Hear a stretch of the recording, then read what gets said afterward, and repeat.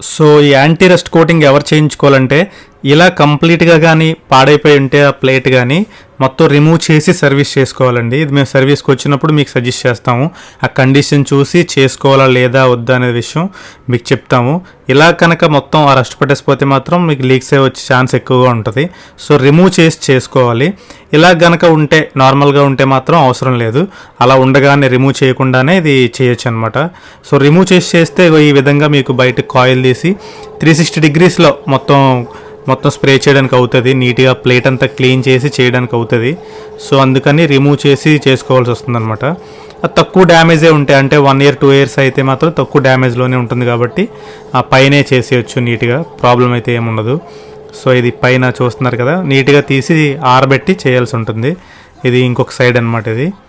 So రెండు వైపులా కూడా నీట్గా చేసుకుంటే అది కంప్లీట్గా మీకు ప్రొటెక్షన్ అనేది ఇస్తుంది, లీకేజెస్లో రాకుండా. సో చూసారు కదా, ఇది ఇన్స్టెంట్గా డ్రై అయిపోతుందండి. సో ప్రాబ్లం అయితే ఏం ఉండదు. సో ఈ సర్వీస్ అయితే మాత్రం ఒక్కసారి లైఫ్లో ఒకసారి చేసుకుంటే చాలు, పదే పదే చేయవలసిన అవసరం ఉండదు. మీకు కంప్లీట్గా ఎక్కువ లైఫ్ అయితే వస్తుంది ఏసీకి. అండ్ ఇంకోటి ఏంటి అంటే ఒక స్మార్ట్ ప్లగ్ ఉంటుందండి. దీన్ని మనం ఏసీకి కానీ దేనికైనా కనెక్ట్ చేసుకుంటే ఎవ్రీడే ఎంత పవర్ కన్జంప్షన్ అవుతుందనేది మనం ఒక యాప్లోనే ట్రాక్ చేసుకోవచ్చు.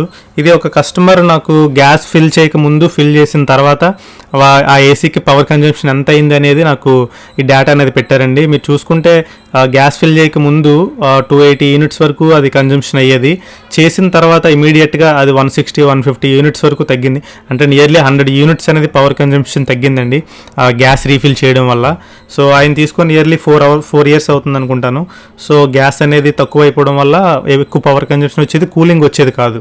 సో గ్యాస్ ఎప్పుడైతే రీఫిల్ చేసామో మంచి కండిషన్లోకి వచ్చింది ఏసీ అయితే, పవర్ కన్జంప్షన్ కూడా చాలా తక్కువ ఉంది. సో ఈ స్మార్ట్ ప్లగ్ యూజ్ చేయడం వల్ల ఏంటంటే ఏసీ కండిషన్ ఏంటో మనకు ప్రాపర్గా తెలుస్తుంది. వచ్చే కరెంట్ బిల్లుని బట్టి కూడా దాని కండిషన్ ఏంటి అనేది తెలుస్తుంది. కాబట్టి ఇది చాలా హెల్ప్ఫుల్ అవుతుందండి.